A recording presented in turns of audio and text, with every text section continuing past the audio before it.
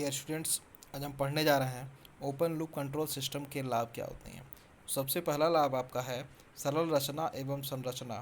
ठीक, मतलब इसकी जो रचना होती है क्या होती है, वो एकदम सरल होती है और इसका स्ट्रक्चर भी आपका क्या रहेगा, एकदम सिंपल रहेगा। अनुरक्षण आसान, इसमें किसी भी प्रकार का कोई भी फीडबैक नहीं लगा होता, इसी वजह से इसका मेंटेनेंस का जो वर्क होगा वो भी बहुत आसान होता है। फिर है सस्ता नियंत्रण, मतलब इसके ऊपर बहुत ज़्यादा हमको पैसा खर्च करने की आवश्यकता नहीं पड़ती। ठीक, और इसका जो नियंत्रण भी होगा वो बहुत सस्ता होता है। ठीक है, अब इसके बाद है हानियाँ।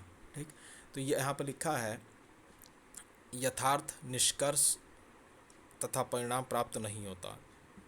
यथार्थ का मतलब होता है जैसा तैसा, मतलब एक्यूरेट एक्यूरेट हमको आउटपुट और रिजल्ट प्राप्त नहीं होता है।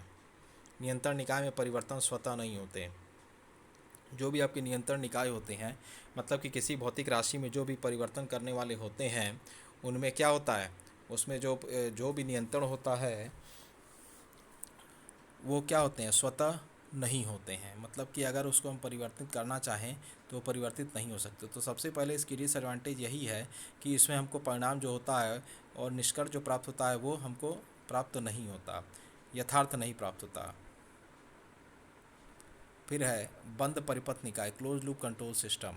इस नियंत्रण निकाय में नियंत्रण क्रिया आउटपुट सिग्नल पर निर्भर करती है। अब देखिए यहाँ पर आउटपुट सिग्नल पर सारी क्रिया निर्भर कर रही हैं। यहाँ पर किस पे निर्भर कर रही हैं, आउटपुट सिग्नल पर। तो आउटपुट सिग्नल पर सारी क्रिया क्या निर्भर करेंगी, क्योंकि इसमें हमेशा एक फीडबैक डिवाइस लगा होता है।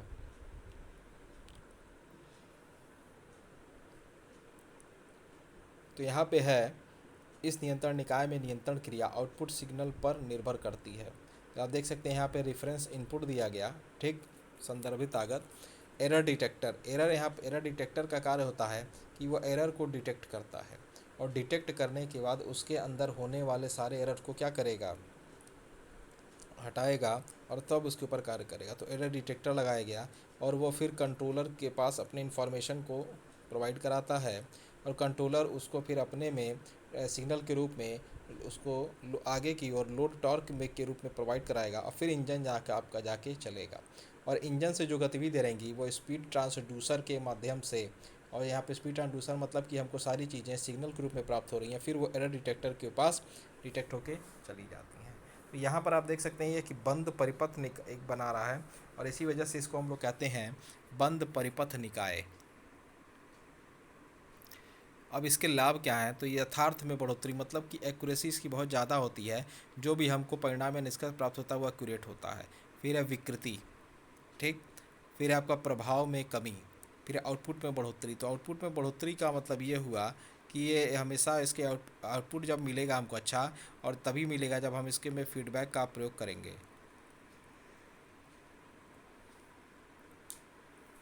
जब तक आउटपुट की प्राप्ति नहीं होगी तब तक उसके अंदर हम कोई भी एरर, होने वाले एरर को दूर नहीं कर सकते हैं। अब अगला टॉपिक है बेटा सेंसर। वह युक्ति जिसकी सहायता से मतलब वह डिवाइस जिसकी सहायता से हेल्प से नॉन विद्युत राशियों को विद्युत राशि में परिवर्तित किया जा सकता है। मतलब नॉन इलेक्ट्रिकल क्वांटिटी को इलेक्ट्रिकल क्वांटिटी में परिवर्तित किया जा सकता है, उसे हम लोग कहते हैं ट्रांसड्यूसर कहा जाता है। ठीक है, सीधे तौर पर कह सकते हैं कि भौतिक राशियों को विद्युत सिग्नल के रूप में परिवर्तित करने वाले उपकरण को हम लोग ट्रांसड्यूसर के माध्यम से कहते हैं। ट्रांसड्यूसर मीन्स ट्रांस का मतलब एक फॉर्म से दूसरे फॉर्म में परिवर्तित करना। तो यहाँ पर वह क्या कर रहा है, नॉन विद्युत राशि मतलब कि नॉन इलेक्ट्रिकल, यहाँ पर कह सकते हैं विद्युत भौतिक राशियों को यह क्या करता है, इलेक्ट्रिकल क्वांटिटी में परिवर्तित करने की क्षमता रखता है और यह ट्रांसड्यूसर कहलाता है। तो वह युक्ति जिसकी सहायता से नॉन विद्युत राशियों को या फिजिकल राशियों भौतिक राशियों को किसमें विद्युत राशियों में परिवर्तित करने की क्रिया या क्षमता रखने वाला ट्रांसड्यूसर कहलाता है।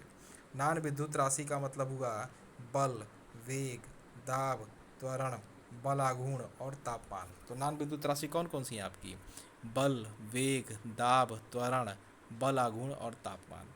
और विद्युत राशि है आपकी धारा, वृद्धि, वोल्टेज, प्रतिरोध, चुंबकीय फ्लक्स, वृद्धि प्रेरकत्व। तो आप देख सकते हैं कि नान विद्युत राशि में आपका बल, दाब, वेग, त्वरण, बल आघूर्ण और तापमान, ये सारी चीज़ें क्या हैं आपकी नान